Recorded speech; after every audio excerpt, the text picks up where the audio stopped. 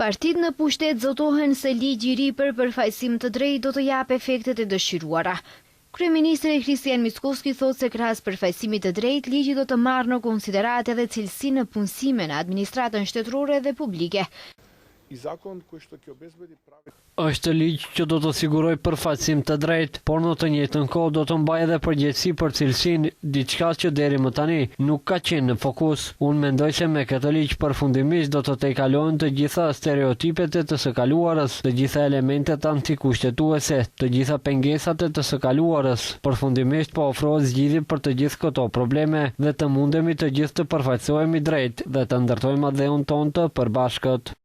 Koalicioni Vlen janë shprehur se ata të drejtat e shqiptarëve po i kthejnë në ligj.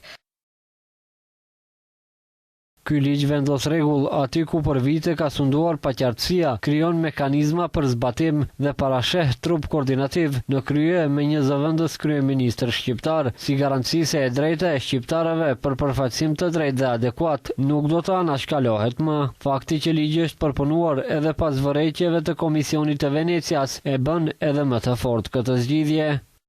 Pasi ligji kaloi në seancë qeveritare, nga BDI dje kanë reaguar duke thënë se balancuesi po zëvendësohet me një komision i cili një herë në vit do të jap raport për përfaqësimin dhe kanë shpërndar një fotografi ku shkruhet ligji Karakamishevës nuk kalon, duke lënë të kuptohet se ata nuk do ta votojnë ligjin kur të jetë në kuvent.